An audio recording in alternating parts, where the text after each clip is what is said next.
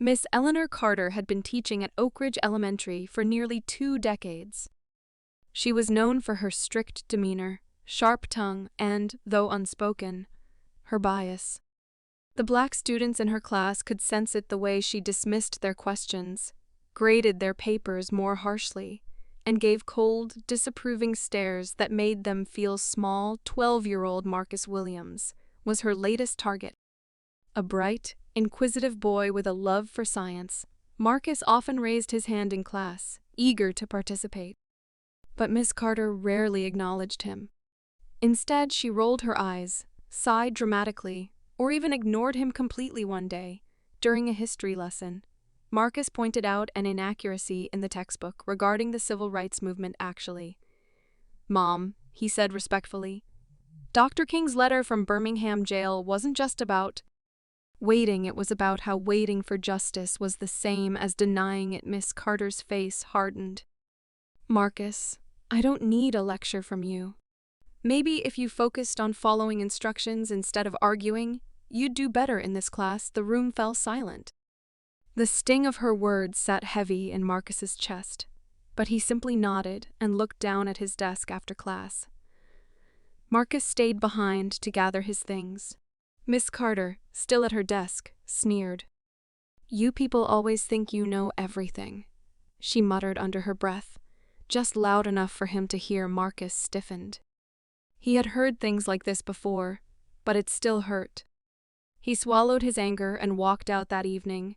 Oak Ridge Elementary held a parent-teacher conference. Miss Carter dreaded these meetings, especially with difficult students' parents. She scanned the list and sighed when she saw Marcus Williams's name. A few minutes later, she heard a knock at the door. "Come in," she said, preparing herself to lecture another unruly parent about their child's behavior. The door opened, and in walked a tall, elegant black woman in a navy blue blazer. Her presence was commanding, her posture poised. Miss Carter squinted, feeling an odd sense of familiarity. Then it hit her: Dr. Vanessa Williams. Not just any parent. Dr. Williams was a renowned civil rights attorney, a former professor, and a woman who had been featured on national news for her work in social justice. Miss Carter's throat went dry. Dr. Williams smiled, but there was a sharpness in her eyes. "Miss Carter, I assume you know who I am." Miss Carter swallowed. "Yes. I've seen you on television." "Good," Dr. Williams said, sitting across from her. "Then you know I don't tolerate injustice, especially not when it comes to my son." Miss Carter shifted uncomfortably. I'm not sure what you mean." Dr. Williams pulled out a notebook and flipped through the pages. "Marcus has told me everything. The dismissiveness, the unfair grading, the belittling remarks. And today, your comment after class." She looked up, her gaze piercing.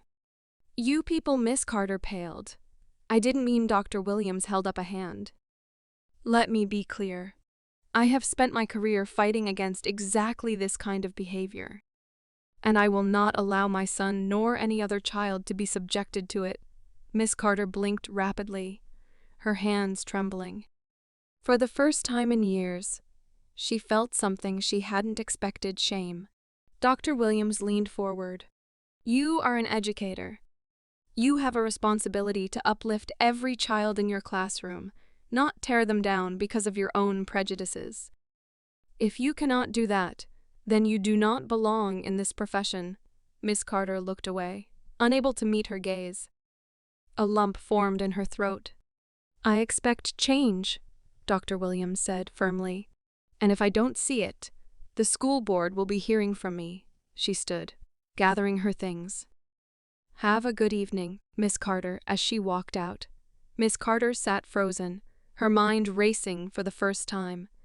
She saw herself through someone else's eyes, not as a strict teacher, but as a bitter, prejudiced woman who had used her power to make a child feel small. For the first time in her life, she felt something unexpected: regret. And for the first time in a long time, Miss Carter cried.